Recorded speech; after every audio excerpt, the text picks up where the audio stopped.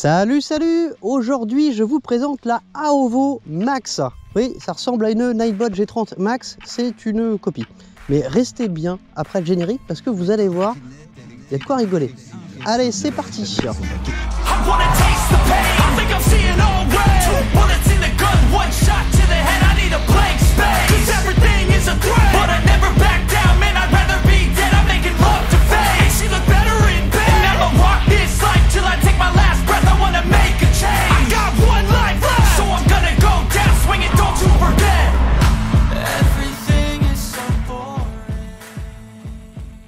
Alors on change pas les bonnes habitudes, sauf que je vais essayer d'aller encore plus vite pour le forçage. Merci à tous les abonnés, à tous ceux qui continueront à s'abonner en cliquant juste ici. Vous pouvez aussi nous suivre sur Instagram, juste ici.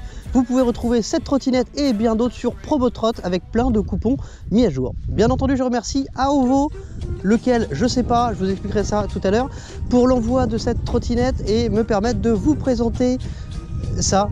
Et vous allez voir, ça vaut le coup, ça vaut le coup. Bon, et ben on commence par les caractéristiques, c'est parti. Alors ça saute aux yeux, hein. On est vraiment sur une copie d'une G30 Max et vous allez voir à quel point, mais ça ce sera après les caractéristiques, franchement ils ont fait très très fort. Alors elle est équipée d'une batterie 36 volts de 15,3 Ah, soit 0,55 kWh. Elle dispose d'un moteur situé à l'arrière de 350 watts nominaux, 500 watts en pic. Elle est fournie avec un chargeur de 2 ampères et non 3 ampères comme indiqué dans la notice et sur le site internet, qui vous permettrait une charge complète en à peu près 8 heures. Au tarif actuel en vigueur, une charge vous coûtera à peu près 10 centimes et 500 cycles de charge, ce qui représente ce qu'on fait au minimum avec ce type de batterie, vous permettront de faire un minimum de 20 000 km. En roulant à 25 km/h, vous pourrez effectuer un maximum de 40 km. Ça, c'est d'après mes chiffres à moi, d'après ce que je vois. Eux annoncent 65, bon, vous les ferez pas, loin de là. Elle est débridée, elle n'est pas bridée du tout en fait, elle est censée pouvoir rouler à 35 km/h. Là encore, vous le verrez dans le test, elle n'atteint pas les 35 km/h, mais elle n'est pas bridée à 25 non plus. Au niveau de l'autonomie, donc voilà, vous pourrez faire à peu près 40 km, quel que soit le mode de conduite.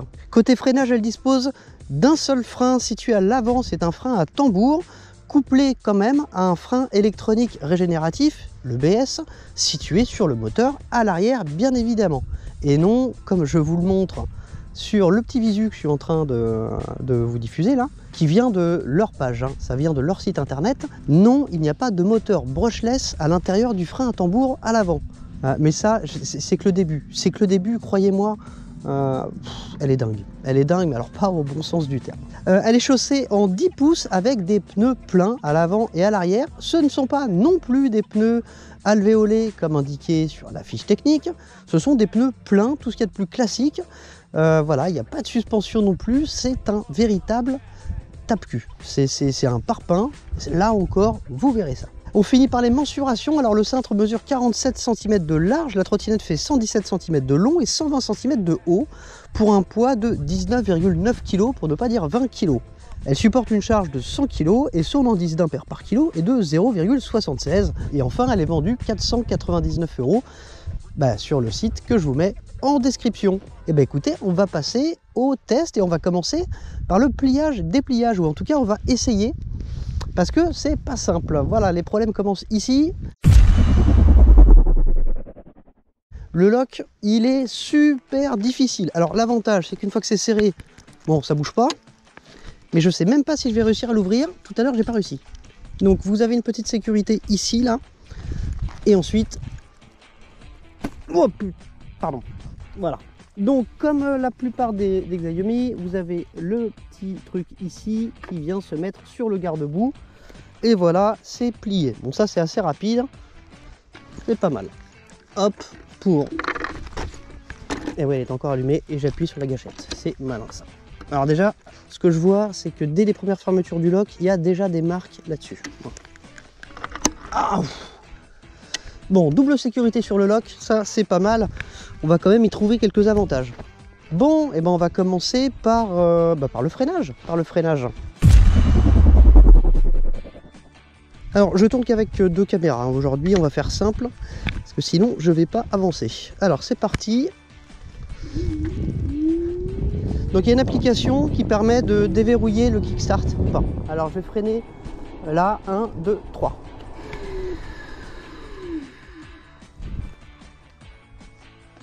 C'est pas bon. J'ai commencé à freiner à ce trait-là. Je vous montre. C'était pas celui-là. C'était pas celui-là. C'était celui-ci. C'est pire que la S65 qui pourtant, elle, n'a qu'un seul frein. Et encore, quand elle avait ses plaquettes neuves, maintenant elle freine bien mieux que ça. À ce sujet, je reviendrai dessus. Et ben on va passer à l'agilité.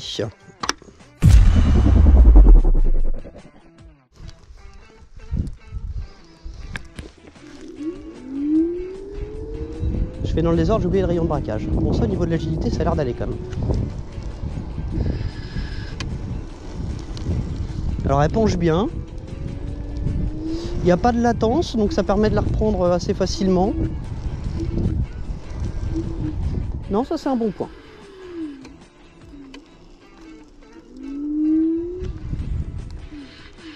Allez, rayon de braquage, et puis après on roule un peu et je vous explique tout ce qui va pas. Alors, elle peut, visiblement, elle peut braquer assez fort.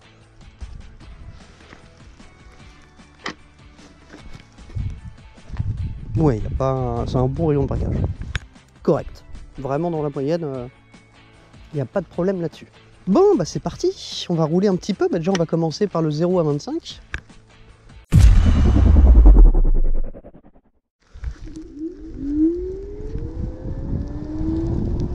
Bon, a priori, je suis déjà à 25.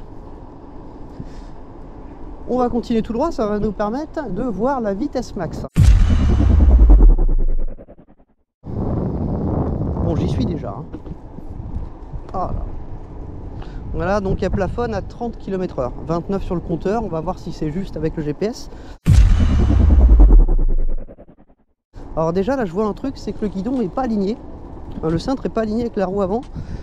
Sachant qu'il n'y a aucun réglage possible, puisque comme d'habitude, hein, c'est un cintre qu'on vient emmancher dans la colonne qui est déjà montée et resserrer avec les BTR qui sont fournis. Bah, d'ailleurs, au niveau du montage, voilà, comme ça je vous en ai parlé, eh bien c'est tout ce qu'il y a à faire.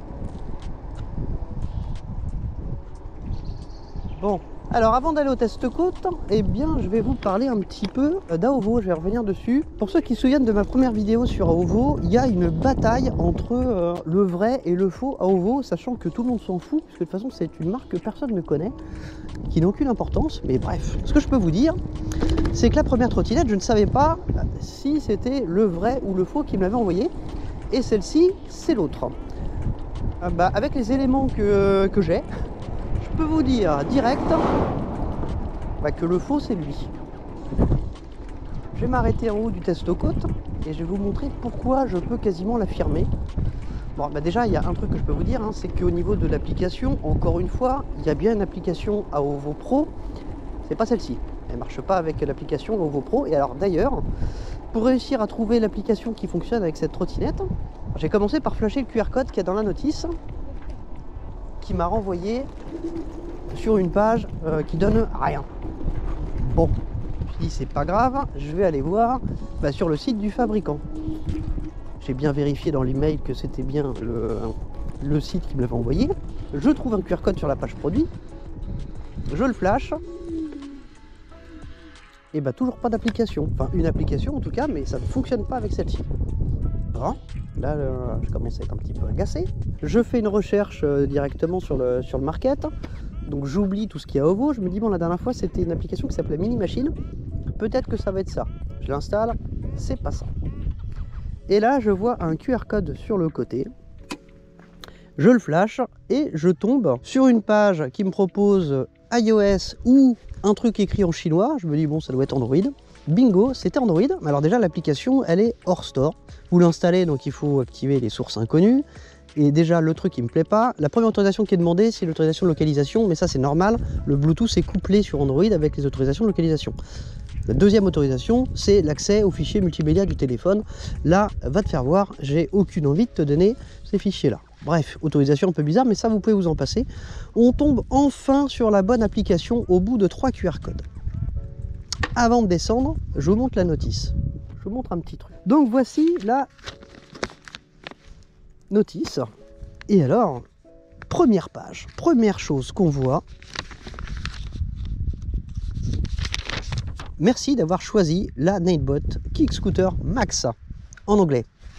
J'avance un petit peu, je me dis c'est pas possible, c'est Ninebot en fait. Ah bah non, c'est absolument pas Ninebot. En fait, ils ont juste copié la notice de Ninebot. Voilà, ils se sont pas fait chier, ils ont même pas changé le nom de la trottinette. Donc sur la notice, elle s'appelle bien Ninebot Kick Scooter Max. Voilà. C'est pas fini. Je me dis bon, je vais essayer de savoir qui est-ce qui l'a fabriqué quand même. Sur la notice, page 20, Trademark and Legal Statement. Je me dis bah c'est cool, je vais enfin savoir qui c'est. Et oui, et oui, et oui, et oui. Mais le problème, c'est que la notice, elle s'arrête à la page 15. Et il n'y a absolument rien sur le fabricant, sur... voilà.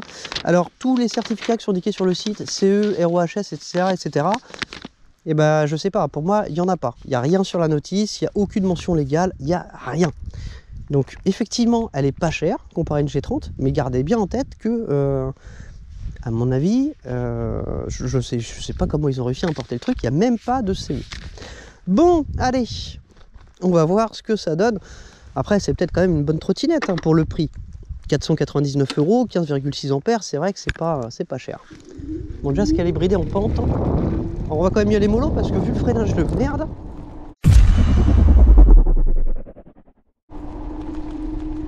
Alors, en tout cas, le compteur s'arrête à 30. Oh, le freinage de merde.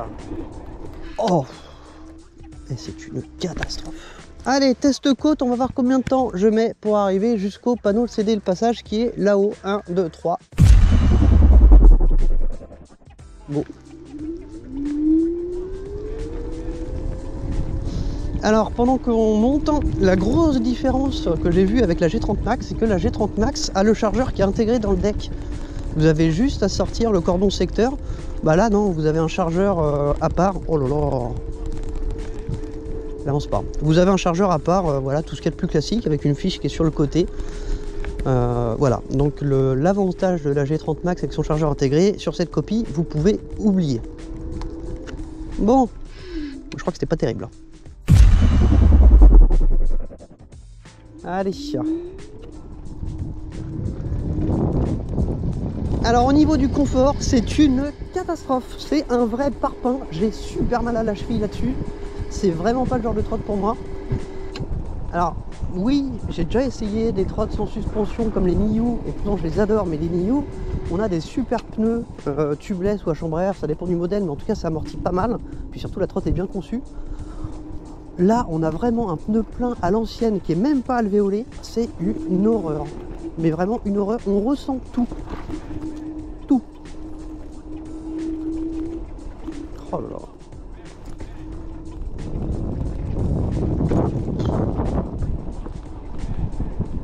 Voilà, donc une trotte à l'ancienne. Au niveau des finitions, je vais encore bâcher un petit peu, hein, mais c'est une catastrophe.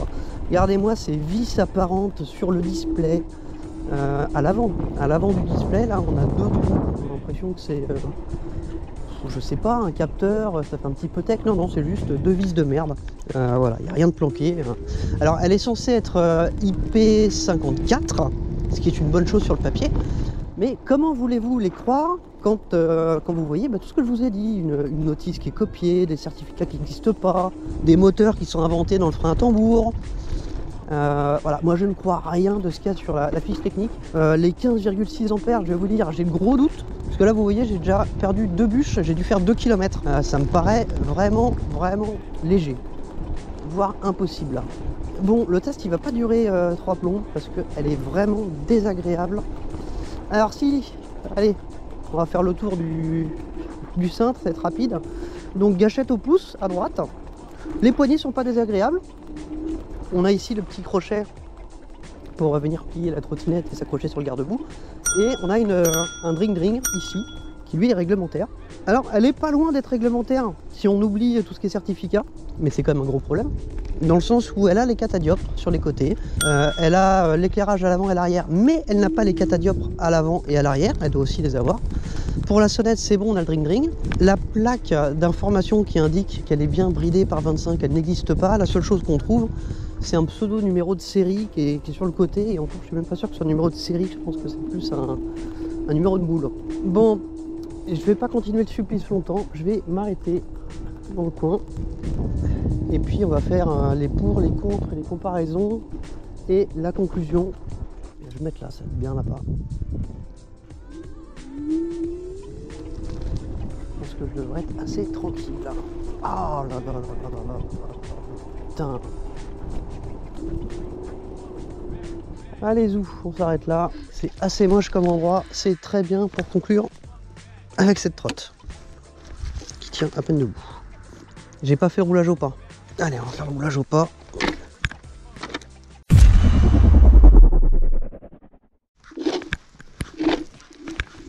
On a l'impression qu'elle est puissante là, mais pas du tout. Allez, c'est parti. Bon, c'est un moteur sinusoïdal, enfin un contrôleur sinusoïdal, donc il n'y a pas de problème à rouler au pas. Ouais, quoique. En fait, elle est difficile à stabiliser, mais bon, dans l'ensemble, on peut rouler doucement quand même. Je ne peux pas être critique là-dessus, ça c'est correct. Là où je peux être critique, par contre, c'est sur l'éclairage, qui est catastrophique.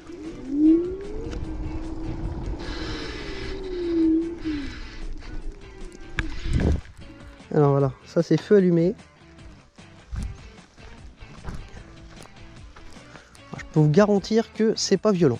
C'est vraiment pas violent. Et alors le feu stop, c'est pas un feu stop à la française, il n'y a pas de changement d'intensité, c'est un clignotement. Voilà. Bon. Alors des contres, j'en ai listé beaucoup. Je sais pas si je commence par ça. Si, je commence par ça. Alors qu'est-ce que j'ai noté? On a fait les notes? Non, les notes on va les faire après. Alors on va commencer par les moins. Alors on commence par les moins. Eh bien la disponibilité des pièces. Il n'y a que dalle de dispo. Je suis allé regarder sur le site d'Aovo officiel ou Aovo Pro, j'en sais rien, bref, celui qui m'a envoyé la trottinette. Les seules pièces que vous pouvez avoir, c'est un chargeur et un garde-boue à l'arrière. Donc autant dire que c'est une cata. La puissance, pour une 36 volts, on peut quand même avoir plus que 500 watts en pic. Bon, vous le verrez, là, je vais vous tester une autre 36 volts dans pas longtemps qui, elle, n'a rien à voir. On est vraiment dans le premium. Elle est vraiment top. Bref. Donc pas de suspension évidemment, pneus pleins qui sont même pas levés au lait, qui sont vraiment tape-cul, aucun certificat, la notice qui est copiée. Au niveau de la conduite, c'est un véritable parpaing. Il a fallu 3 QR codes pour trouver cette application, et une application sur laquelle vous faites vraiment pas grand chose. Dans les moins, qu'est-ce qu'on peut croire? Voilà, les 107 IP54, est-ce qu'on peut les croire? Moi j'ai un doute. Est-ce qu'on peut croire la capacité de la batterie? J'ai un doute dessus. Le lock, il est super dur, donc je le mets quand même dans les moins. Le chargeur, c'est un 2 ampères et non un 3 ampères, donc encore un moins. Dans les plus, eh bien, elle est pas chère. Le deck est rubber, ça se nettoie facilement et elle roule. C'est déjà pas mal. Bon, alors j'ai changé un peu le style de comparaison. Je vais comparer maintenant avec des trottes de la même catégorie. Donc j'ai listé la Aovo M365 Pro, qui est une 36 10 ampères, la e-scooter i9 36 volts 7,5 ampères qui était pas mal du tout, celle-là m'avait surpris, un clone de M365 mais vraiment réussi, la Mankill Pioneer Private en 48 volts 10 ampères, on est à peu près sur une trottinette similaire, la Ninebot G30 Max bien évidemment en 36 volts 15,3 ampères, et puis la Tommy Alpha 36 volts 10 ampères, c'est celle dont je vous parle, la vidéo va venir bientôt et là c'est tout autre chose. Voilà, donc ça c'est des trottinettes similaires, donc celle-ci au niveau du prix elle est quand même très bien placée, 499 € pour une 15,3 ampères, c'est pas mal du tout. Bon par contre c'est la moins puissante de la sélection, et puis c'est surtout la moins efficiente, voilà. Au niveau de l'autonomie, bon, j'avais trouvé 40 km d'après mes calculs, ça va être moins, ça va être nettement moins. Alors les notes, là aussi, j'ai eu pas mal de retours parce que en fait mes critères n'étaient pas, c'était pas les bons critères, ce qui fait qu'on pouvait avoir quelques aberrations, comme la S65 que j'adore, mais qui se retrouvait avec une note de 8,2 alors qu'un seul frein, au départ elle freinait pas terrible, bref, beaucoup d'aberrations. Donc maintenant les notes, alors j'ai gardé la conformité à la LOM, toujours 0, 1 ou 2 points, 0 non atteint, 1 partiellement atteint, 2 atteint. Par contre, je note la conduite maintenant, voilà, la conduite et la qualité de la trottinette. Donc je vais essayer de faire vite. Alors conformité à la LOM, elle fait moins d'1,65 m, ok. Bridage physique à 25, non. Plaque d'information, non. Catadioptre, j'ai mis 1 parce qu'on les a sur les côtés. Avertisseur conforme, 2, on l'a. Réparabilité, 0 partout, c'est simple, hein. J'allais pas mettre un point pour le garde-boue, faut pas déconner, puisque c'est tout ce qu'on peut avoir. Au niveau de la conduite, donc pour les suspensions, forcément 0. Le rapport poids-puissance, j'ai mis 1, parce que c'est moyen pour une 36 volts, on pourrait avoir mieux. Direction et adhérence, 1. C'est moyen, voilà, c'est encore moyen et c'est surtout très tape-cul, donc c'est pas agréable. En côte, eh bien 1, sachant que je pouvais l'ajuster là, hein, mais 1 effectivement elle mérite pas 2 parce qu'elle a eu vraiment beaucoup de mal à monter. Et freinage j'ai mis 2, et ben non, freinage je vais pas mettre 0 parce qu'il y a des freins, mais non, ça va être 1. Qualité, le lock j'ai mis 2 parce qu'une fois fermé, quand on a réussi à le fermer, il est quand même solide, hein, on peut pas dire le contraire. Les finitions j'ai mis 1 parce qu'elles sont dégueulasses. Le châssis j'ai mis 1 parce que c'est une copie et qu'il n'est pas terrible. Les matériaux, j'ai mis 1 aussi. Il y a déjà des petits éclats un petit peu partout, c'est pas terrible. Et puis l'électronique, eh bien j'ai mis 1. 1 parce qu'il y a un display, oui, mais enfin voilà, il n'y a rien de fou et c'est même plutôt moche là avec ces hélices qui dépassent. Voilà. Donc du coup là ma note finale je vais vous la mettre, mais elle est pas bonne puisque je m'étais un petit peu avancé sur le freinage. Donc conformité à la LOM on a 5 points, réparabilité on a 0, conduite et bien en fait on a que 4 points, efficience j'avais mis 7, on va avoir encore moins, et qualité globale on tombait à 6 points. Avant moi je tombais à 4,6, mais la vraie note finale et bien vous l'avez qui s'affiche quelque part. Voilà, ça c'est la bonne.